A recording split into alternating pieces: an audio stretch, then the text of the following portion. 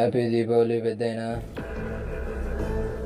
చిన్నప్పుడు ఎప్పుడో పటాకులు కాల్చినాము, ఊర్లో ఫ్యాక్టరీ పెట్టుకొని కూడా పటాకులు కాల్చలేకపోతున్నాము అంటే అందుకే ఫ్యాక్టరీని కాల్చేసి